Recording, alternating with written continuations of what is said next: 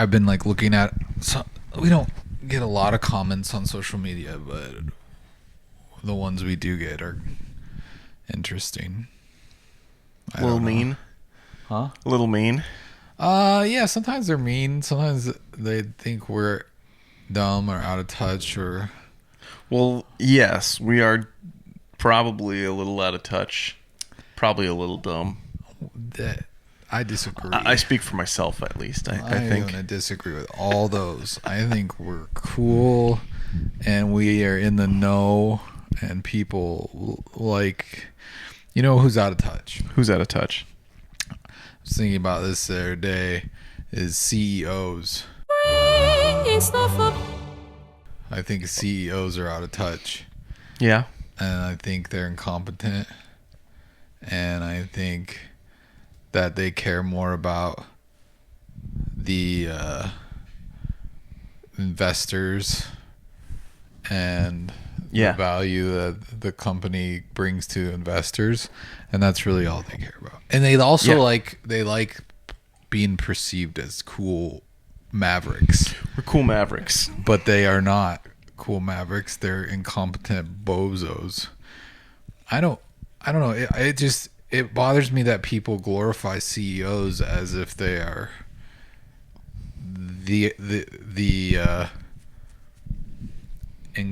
I don't know what the word is, but like is encompassment a word or all encompassing? The all encompassing of the American dream, like that like, oh man, if I'm a CEO, I made it. Yeah, I mean, it's the chasing of having all the things, right? I don't understand that this is the other part. I agree with you on everything that you've said there, but okay. Good, because I mean, what are they actually doing on a day-to-day basis?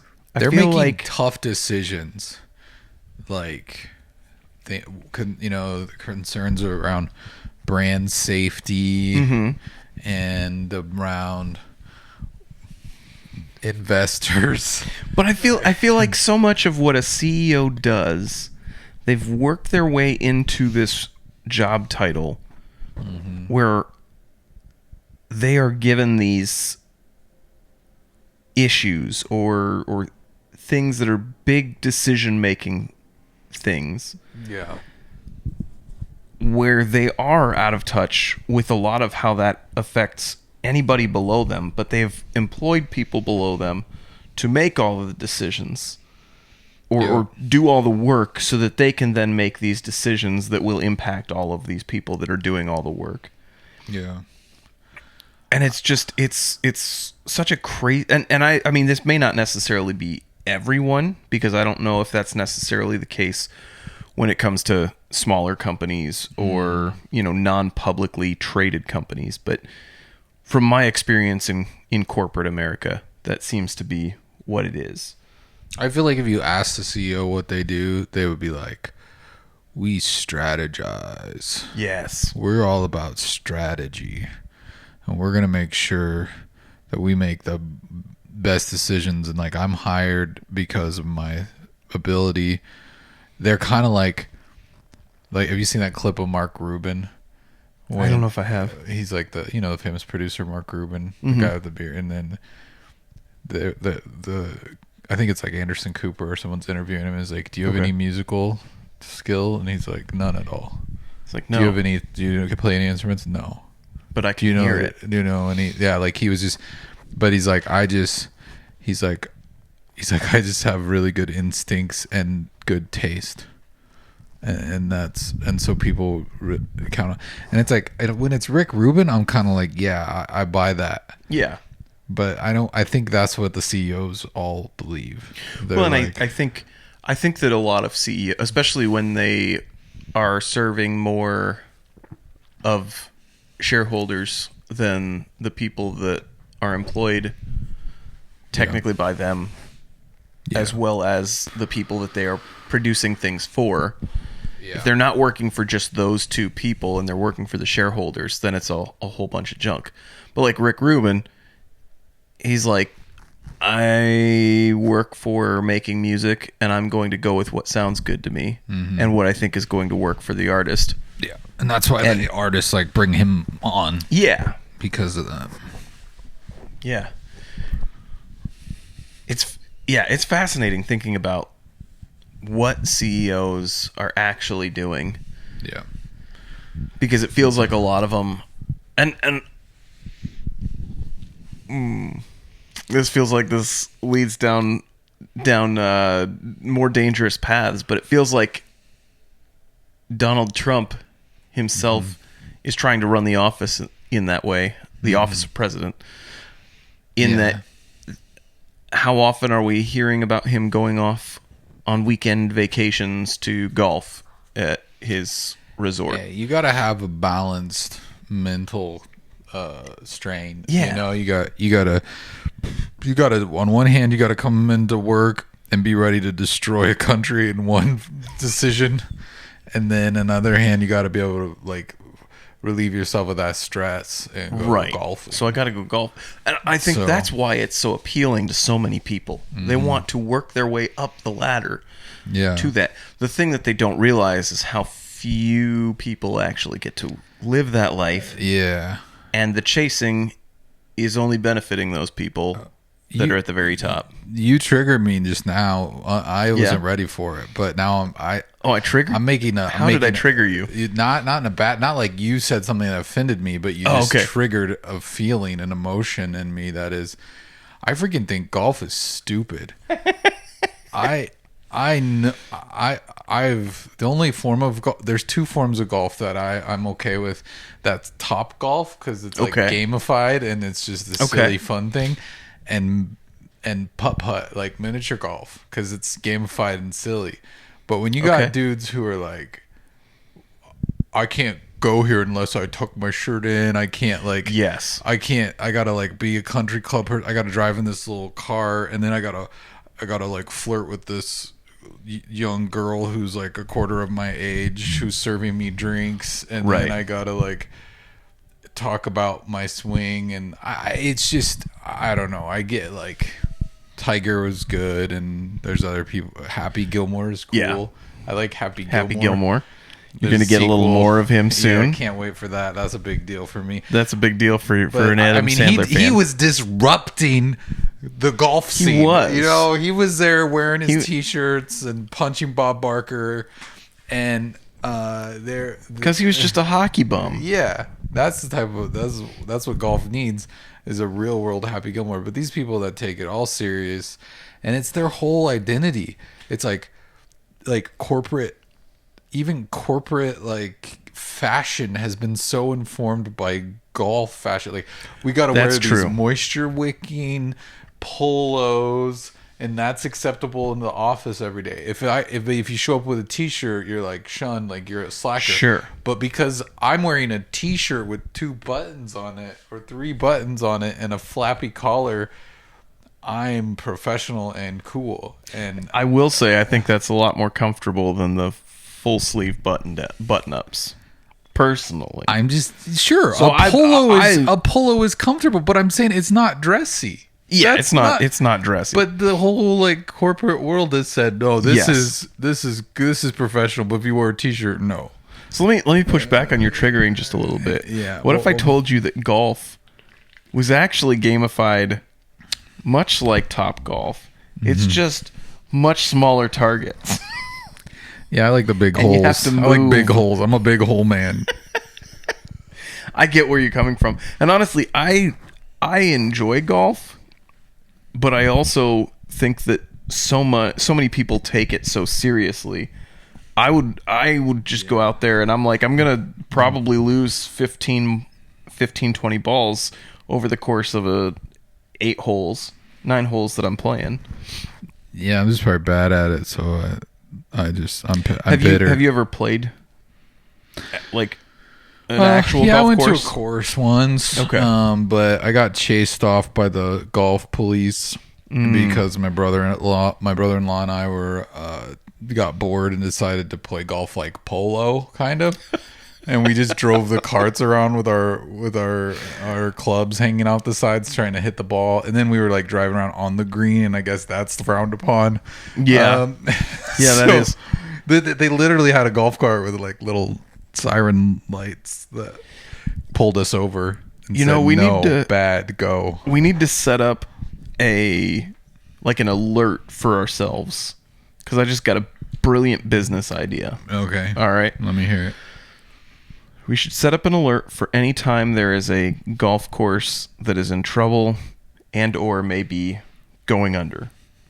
So it's like, this is like an 80s movie where we save the community center. Well, I mean, sure, in a way. But I'm thinking because instead of having to go out and build it, it's probably easier to go and find something that's failing and just convert it. But what if you gamified an actual golf course, Okay. much in the way that they have Topgolf? Put, colorful targets down there, dye the grass in the middle, let people have days where you let people play more of a polo style with the carts. I mean, the carts are half of the fun of golf anyway. I think you should get to the closer when you get to the hole or on the green, like then it should just be a putt course at that point. Yeah, you hit the ball far. Put some ridiculous. Then you get there and there's a dinosaur. You got to hit it through its mouth and it comes out its butt. Yes, that's what. Yeah. And it could be a golf course that's for anyone and everyone. You don't have to. You can dress like you don't have to wear every other shirts and shoes are not required. Shirts and shoes are not required. Yeah. Please keep your pants on. Yeah, we'd like at least shorts. This is a family establishment. Yeah. Kids are gonna love these. This is place. $1 billion idea. I think it is. I mean, you are a smart businessman, and I mean, and then instead of like young cart girls serving drinks, we're gonna employ the homeless to serve the drinks. Yeah, that's what I'm gonna say. I thought you were gonna say like old dudes, and I mean, there's a good chance that that's a homeless guy. That's true. I mean, this guy's gonna have at least a full house of mental disorders, and and it's gonna be okay. He's gonna serve you a drink. You're gonna ask for a Bud Light, and he's gonna give you I don't know what, a LaCroix. But it's I think it's gonna be good because they need jobs. Yeah. I'm a little scared for the children getting a Bud Light when they're ordering a Coke now. They'll be fine. They'll be fine. They'll have a lot more fun on maybe. Yeah. Or they'll be sick and then that'll be bad. Well, and maybe you couldn't. Maybe dyeing the entire green or the entire fairway would not be as feasible because you want to keep the grass growing, right? Yeah, that might kill it. AstroTurf. Or you could do AstroTurf, or you could just do like the outline of the grass. Yeah, between the rough and whatnot, and then you could put in some lights. Mm-hmm. Just pipe in some neon lights that would light up at night, and then you could have night golf. All of this is really good. I think we're going to be millionaires. Yeah. So we just got to find a failing golf course. Yeah. I mean, we could just start our own, but that's going to take a lot more capital. Yeah. Maybe we just need to find a CEO. How has nobody done this? I don't know. They've got like the driving range. They like, okay, we gamified that part of it, the driving, and then we gamified the putting part of it. So we got those separate. But our plan is we're putting it all together like an actual course. It's putting it all. All those things are gamified. And we could do a shorter 9-hole. You could even do it on like a 3-putt or like a par 3 type of course. The reason I thought of the failing one is because there was a par 3 course that was 9 holes that was in where was that was in is it Papillion, La Vista? Okay. One of the two, 84th Street that they shut down, and now the Astro and they put a whole bunch of different stuff out there. Oh. And now I think it's just a big giant park that you can walk around. But so we should go there. Yeah. And buy it. Maybe. No. Maybe it's up for sale again. Maybe there's another one. I wonder though. Golf course by the casino over here. Yeah. That'd be good. That would be a great combo. Mm-hmm. Right next to the casino. Yeah. I wonder if the reason that people haven't done this is because it takes up a lot of land, and there may not be the same market that we think that there is for it. Oh, yeah, because the guys that take it seriously aren't going to go there. Yeah, probably They're gonna not. be like, this is whack. A homeless guy, Yeah. like, was picking his toenails before serving me a drink. I didn't like it. Yeah. But I mean, if it's just a can and he's not opening it, you're fine. He's just handing you a can of something. At the casino, it's nice because then you could go like gamble. You could have a buffet. Yeah, you could have some drinks, see an Avenged Sevenfold show. That's true. And then come down and play the whatever it's called, putt wacky driving. Yeah, we really should put a call in. Just put a feeler. Just give him a call. It seems like Guy Fieri just would be in on question. this. He'd like it. Yeah. We could get Guy Fieri to invest. Maybe we could find some other CEO that's got some money to burn. Yeah, he would be incompetent enough to give us the money for this idea, Yeah. I think. If you're rich and you're watching this and you want to invest, do we have an email?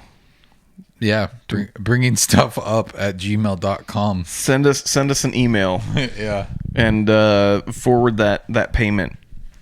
Yeah, just, wire it to us. Or, you know, money order. You could join our Patreon. That would be a way to fund this project as well. Yeah. Potentially. At the CEO tier. At the CEO tier.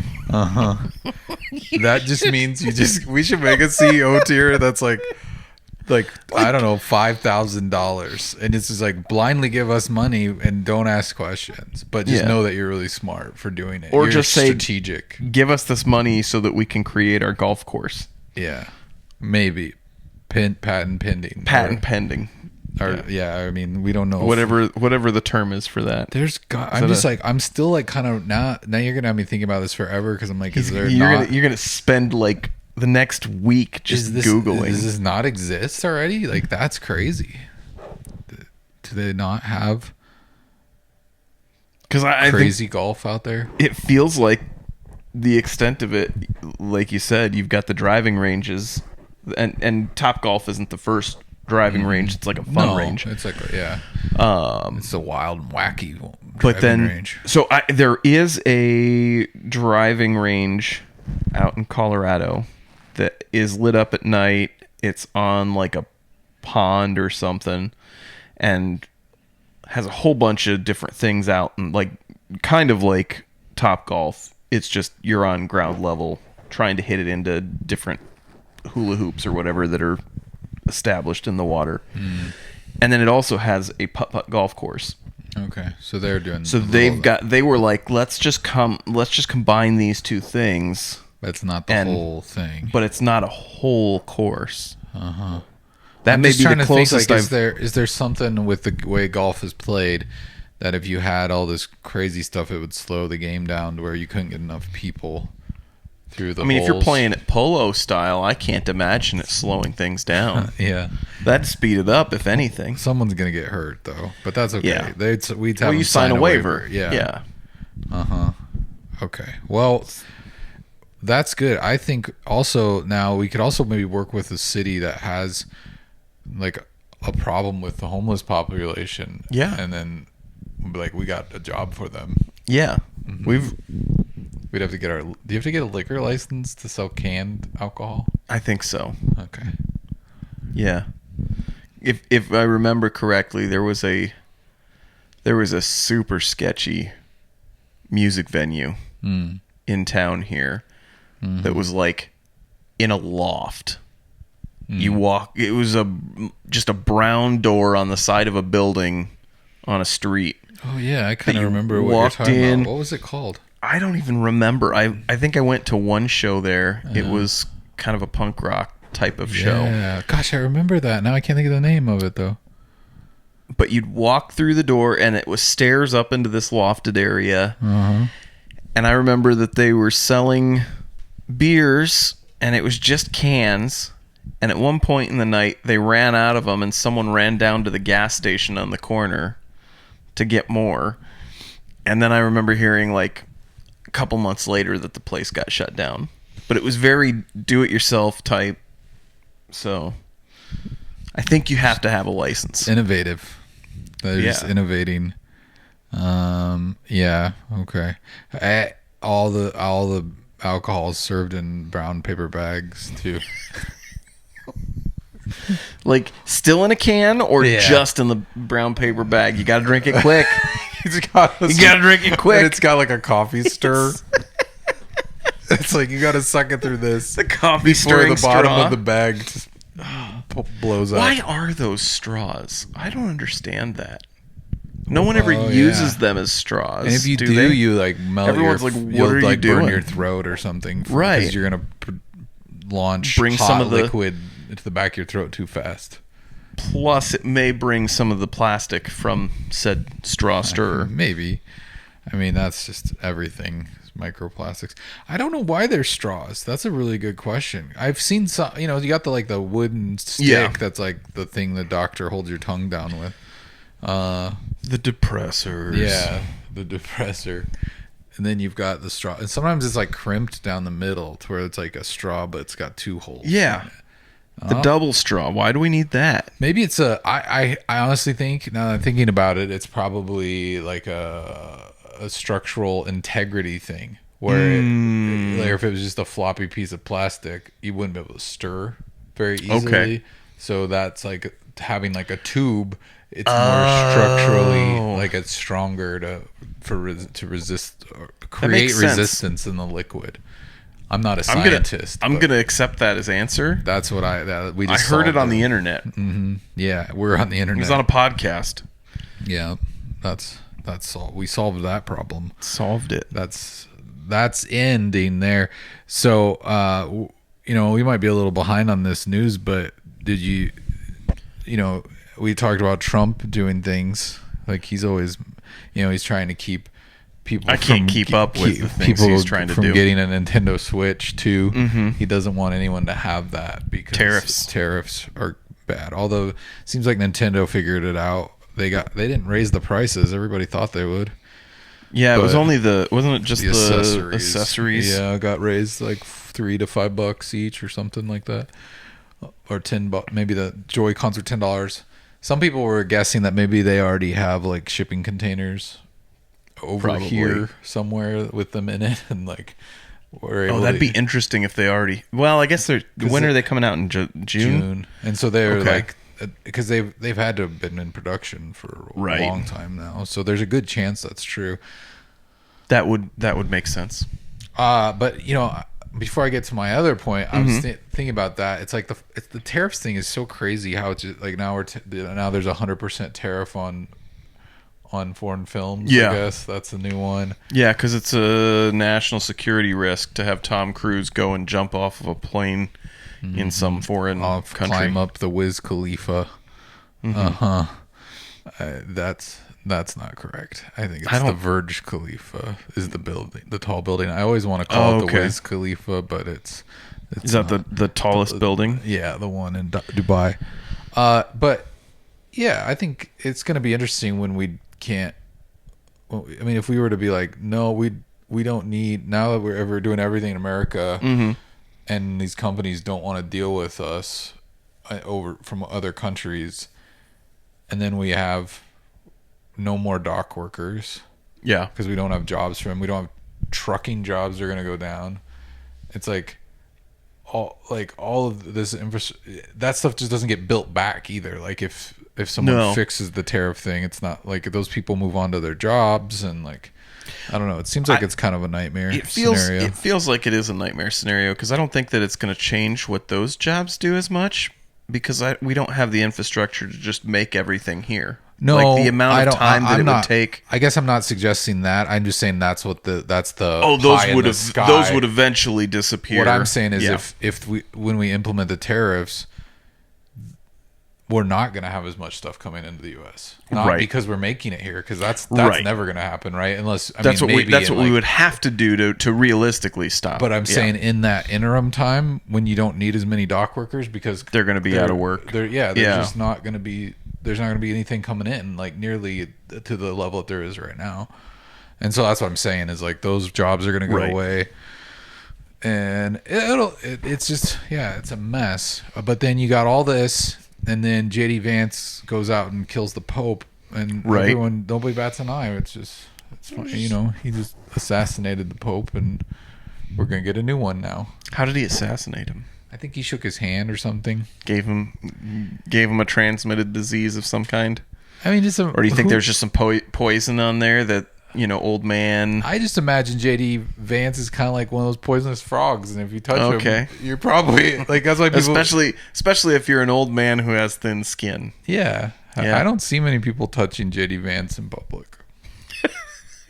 I haven't seen. Do you see people touching him? I don't see him in public very frequently myself. I'm just saying he's probably got like poison frog skin. Yeah, that's my theory. Did he pick that up from the couch? That's what. Or is that neither here nor there? That's what they call an FTD. Of furniture transmitted disease. You gotta watch out for those. And JD Vance, he's on some weird stuff, Yeah. You gotta watch out. You get that FTD, it gives you weird like poison frog skin. You kill the Pope. Yeah, it all makes sense to me. And then the White House puts out the picture of Pope Trump, and oh my gosh. You got people in the government here that are saying, that'd actually be a really good idea. It's a really good idea. We've never had a president pope, and no. I think that, man, if there was ever a time that we were ready or prepared for such boundaries of church and state to be obliterated, now is the time. So bad. President Pope Donald J. Trump. And I mean, that's within then another week or so. Then they put out the May the 4th be with you. I missed this one. He was in like Star Wars clothes. Which side was he on? He had a red lightsaber. Okay, so he was Darth Trump. Yeah. You can't make this stuff up. I mean, you could, but it's...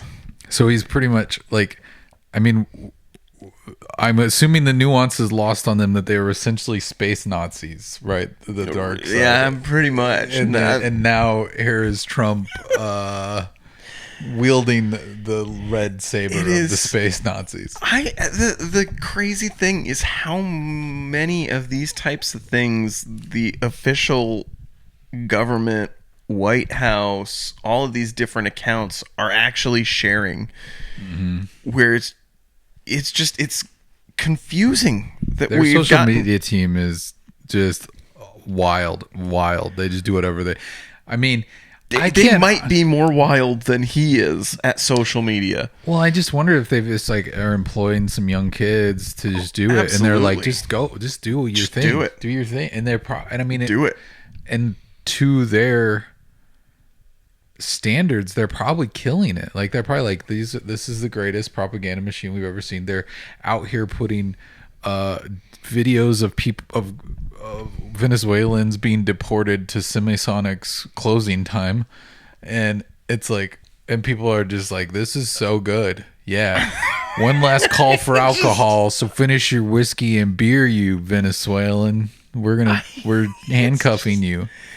It's crazy. It's nuts. And the band had to put out a statement that we do not condone the use of our song closing time. It's like, it's crazy regardless of which side of the political aisle you're on, that we are at that point where we're just going to start throwing that. I mean,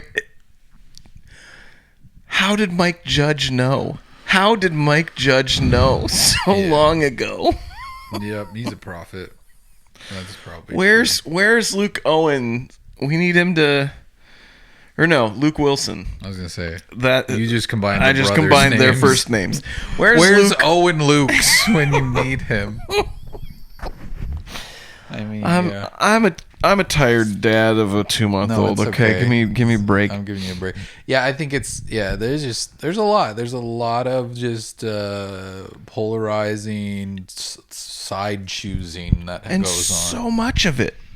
That's just, like there's a couple YouTube, Twitch personalities that have been like that did this debate, and there's a lot of beef going around right now between it's Hasan Piker, who is like a Twitch streamer, political commentator guy, and then Ethan Klein, who he's had podcasts and live streams on YouTube for a long time. Both of them are whatever, but I keep seeing these. My TikTok feed's just full of their like people commentating on this 4 or 5 hour debate that they had, and it pretty much revolves around like the Israel-Palestine thing. Like that's kind of what it is. But even there, it's just interesting that people are so willing to just take a side, you know? Like, either you're not American if you don't support Israel, or if you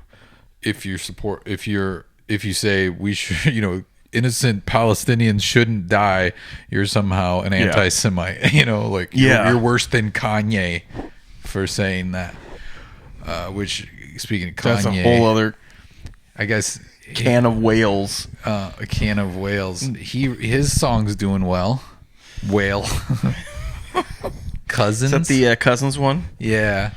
I mean, you got to sit back and watch Kanye and just go, what is he like? People have asked the question before, is he a genius, right? And I think most people probably dismiss that at this point and be like, no, he's just got some mental illnesses. But then on the flip side, he releases his Cousin's song, and I'm not gonna get into too many details in it, but let's just say you know, he went to his cousin's barbecue and ate his hot dog. There was, but just to be like, take your most darkest secret in the world, probably for a guy like that, or anyone that has like really kind of something that maybe was a weird formative thing that's dark and secretive and you wouldn't ever tell anyone, and then you turn that into a song, and you're like the type of a person that has a platform to put that out everywhere and for the whole world to hear that.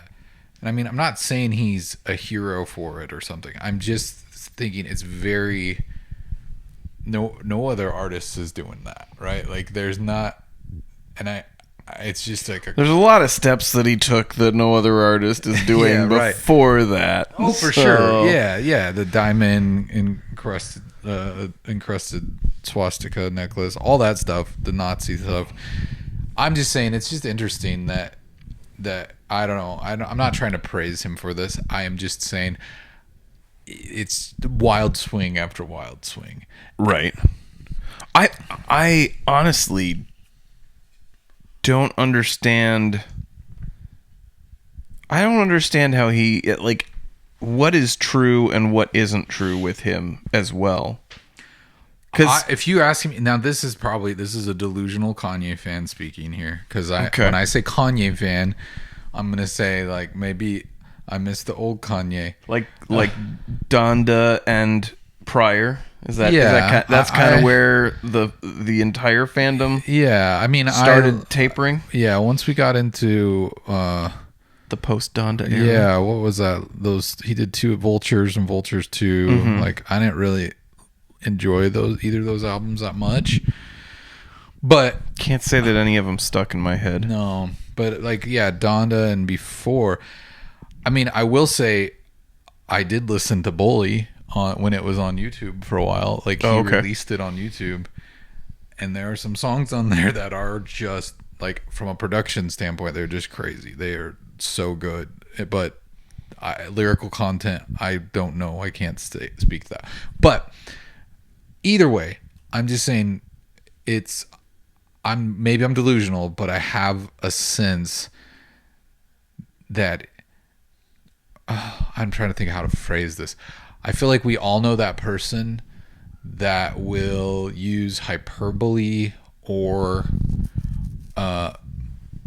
semantics, or they'll do things to get attention. Sure. And they know how to kind of manipulate people, and I think that's him. I just wonder, like, here's what I think there are some real bad white supremacist Nazi types out there who are gonna have a real bad day when Kanye finally drops that act. Yeah, because I in my heart of hearts don't believe any of that is like actually what he thinks or believes. Like, I just think it's a publicity stunt. And now I'm being naive. Sure. And I get it. You can come for me in the comments. I'm being naive. I get it. But I just don't. I think it's an act. Like, he's just done this. He does this stuff. And he feels like it's a terrible. I Right. kind of agree with you that I think some of it is. He's got so much money. He's a billionaire. And how do you stay in, like, controversy is the engine that fuels his popularity, and it always has been. So he just kind of keeps going. I mean, the weird thing is, and I'm tying this back, this is all coming together, right?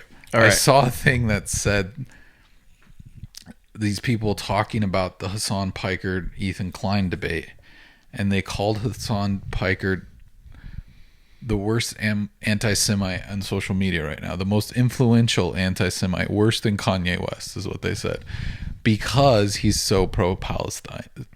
Because he's pro-Palestine. Yeah. And it's just like, the interesting thing there is there's probably some social dynamics where people could almost, if people can misconstrue that Right. into being anti-Semitic, then, was Kanye ahead of his time then? Is Kanye pro-Palestine? Is that what he's saying? Or is he? I think there's just so much confusion. Is he ahead of his time? There's just so much confusion out. No, it's terrible. That was a really bad take. All I'm saying is I think that he's going to go for controversy no matter where it is. Yeah. And he's going to follow it from the Taylor Swift thing to the George Bush hates black people to, like, he just kind of, he's got his greatest hits, and who knows. But. Well, and that makes sense from the standpoint that he continues to just spew a whole bunch of stuff and then he deletes all of it. Yeah. And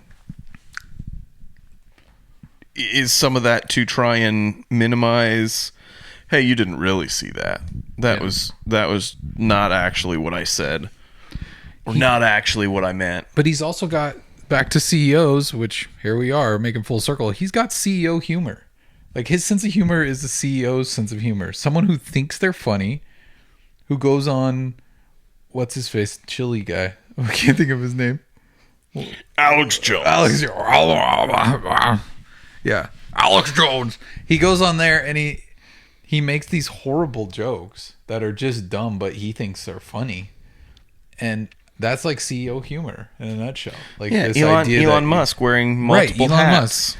He's just got this, like, that energy of, I'm out of touch. I'm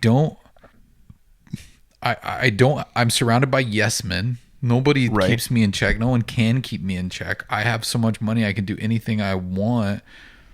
And so, like, yeah, it's crazy. It is weird. I don't know. Anyways, I thought of something off of what you had said there, with the way that Kanye is creating, like, this controversy, and the description of, is this what he's actually saying? Is it is he anti-Semite from the standpoint of, does that mean he's pro-Palestine? And he's never said anything like that. I'm just right, but I mean, like, the fact that we have so much confusion about everything. I saw a tweet from, it was probably on everything else too, but the band Dury, their vocalist had posted something about how their most recent song has been getting a lot of hate because they said that it was Stomp Clap. I saw this, yeah. And he's like, am I just completely out of the loop, because it feels a lot closer to a Blink-182 song than a Mumford & Sons. Is it only because there was an acoustics at the beginning thing of the at the beginning? And I'm like, is this what we've come to? That we've got people that have so much information that they are gravitating towards things and just forming what the world looks like without even having an ounce of all of the background of these conclusions that they're coming to. R.I.P. nuance. Nuance is It's gone. Dead. There is no nuance. It's not allowed. Like, the internet has become so literal. They can't take a joke. It's become so literal that they can only draw one, like, direct parallel comparisons, Right. like straight line comparisons. Acoustic guitar, folk music. And it's like, Right, what? and What? How? What? Yeah. How is it that we can be getting to that point? But it's just everywhere. I mean, It's just bad takes. you got Kanye West throwing all this stuff out there because of the chaos, and because that's what he's thriving on. Donald Trump does a lot of the same stuff. That's key to the degree that it's almost like I can't keep track of all the different things. Yeah. Even if I invested more time in my life into it and a large chunk of it, I still don't know that I would keep up, because it feels like journalists that are trying to cover him aren't able to keep up with everything that's happening. Well, like the Dury thing, I think part of that is there was that viral trend of that guy that sings like the fake folk song, and he's like, this is like early 2000s folk, and it's like that we were young, hey, you know, and it's like making fun of like a Mumford Son, and it's always like this, and then they started comparing it to like millennial core and millennial burger restaurants, when it's like, whoa, and the fries are served in a metal basket and all this stuff, you know, and it's like this song would be playing in the background there and all that. So I think like that whole like stomp clap thing kind of took off from that, like people making fun of millennials. And so I think there's a chance that maybe Dury somehow, like when he was commenting on that, I feel like maybe he missed that thread a little bit of that going on. Yeah. And when they saw the acoustic, they just went right for this like trending meme that was happening right then. I'm being maybe a little forgiving, but I do think, what did we do? What did we do? That's the brilliance of the internet and the terror of it, like, and the diabolicalness of the internet. Like, there's like, I love the idea of a thing like TikTok where you could watch it and you could start to get layers deep on this inside joke that everyone's in on, and it becomes funny, but then you realize you're alienating so many people if you're not just in on the main, on the first floor. And then, but yeah, but then it's also just horrible because people expect you to just live there, and if you don't, you're not welcome kind of thing. But what did us millennials ever do to... All we did was just survive through living life pre-internet, where we actually had to have phone books in our homes. Well, I've seen takes on it where it's like millennials are the most diversified, like have the most diversified skill sets of any generation. Because we've like you've got, like, we have to like help our parents with their computer problems and help our kids with their computer problems, because like that's someone was pointing out, and I'm sorry, I'm not be able to give them credit for this, whoever saw this, but they were saying how like millennials are doing IT support for their parents, trying to help them understand why their computer's broken or their phone's broken. And then there's a whole generation of like Gen Alpha, and to a certain extent some Gen Z, who've never even used a computer. They've only known phones or tablets. And so like if they get onto a computer, they're like, how do I use this operating system? What's going on? There's all this intricate stuff. Where's my big buttons that I push and go to the app? And like stuff to me that feels just convoluted sometimes, like, or at least arduous to use a phone to do some things that I could do like 10 times faster on a laptop or a desktop computer. It's like mind-boggling to the younger generations because they're not used to using computers, and so it's just crazy. There's well, like, and then on top of that, then disparity there. That's a lot insane. of millennials are doing technical support or support of some kind on the phones because that's their 9-to-5 job. So it's just it is interesting. I don't know. We lived through 9/11. We lived through the recession. We lived through COVID. There's other things Yeah, some of us. I mean, yeah, now we're living through the AI age. And I think that's like, you look at older generations and their inability to sniff out AI or Photoshop is crazy. And I think the biggest thing is I feel like I have trouble with it sometimes too. Well, like the Trump thing though. Have you seen that interview going around where he was saying the guy that Venezuela, I think it was a Venezuelan guy again, who had like MS-13 tattooed on his knuckles. Have you seen that? Okay. It's pretty much this poor interviewer like he got hung up on this because Trump was talking about why they deported him because he was a member of MS-13 or 13 I is think. it? Yeah, 13. And Trump's like, he had MS-13 on his knuckles, and the guy was like, well, no. The interviewer says, no, that was Photoshop. And you got to watch the clip. It's insane. Trump, for it feels like 5 minutes, keeps arguing with him. No, it's not. It was. You saying it's Photoshop? Why'd you gotta lie? I chose you because I didn't know you, but you're just trying to deceive people. Blah blah. Like, he just could not let it go. And when you see the photo, the guy has like a marijuana leaf tattooed on one knuckle and a skull and I don't know, a couple other things. Right. And they were trying to say that someone online was trying to say, oh, marijuana stands for M, and like the skull is a 3, and like they put on Photoshop, very obviously looks like almost like a typewriter over it, MS13, like over a photo, and you can obviously tell it's like Photoshop or whatever. It could be MS Paint for anyone knows. And he was convinced that was actually a tattoo on there.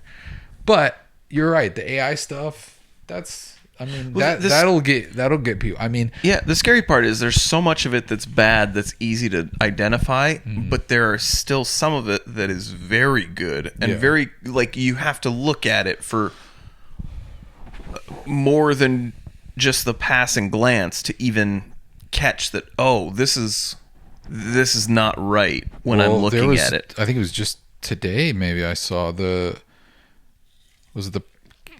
Canada get a new president? Or they got a new Canadian or new prime minister or whatever they call it there? I can't remember. He was meeting with Trump or something, yeah, and they were talking.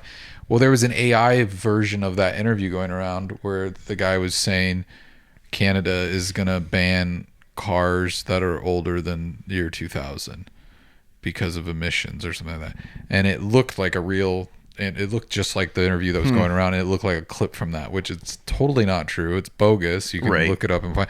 And there's already all these people out there going, oh, look at Canada, man, it sucks to be Canada, they're banning these cars, and it's crazy. And I don't know, it's only gonna get worse because the AI stuff is gonna get just indistinguishable for people, and that terrifies me. Yeah, I mean, it's getting close now, but it is gonna be interesting.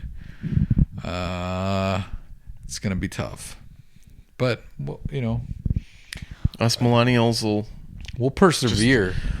We'll be helping everyone till we get in the grave, and we'll just muddle through the way that we have everything else. Yeah. And if you want to persevere further through this podcast, I would encourage you to go over to patreon.com, because we're gonna do it. We're gonna give a little nugget to them, little nugget chicken of the show. Yeah, so keep rolling or on something over to patreon.com/bringing stuff up, or just go to bringingstuffup.com. Yeah, find it there. Find our patron. Give us $1 or $2. I need $1. Is that? I don't even know if that's the. What's the limit to get the additional pods? I don't. I think right now it's just set to pay. Just set to anything. Yeah, if you pay us. Yeah, so give us $1.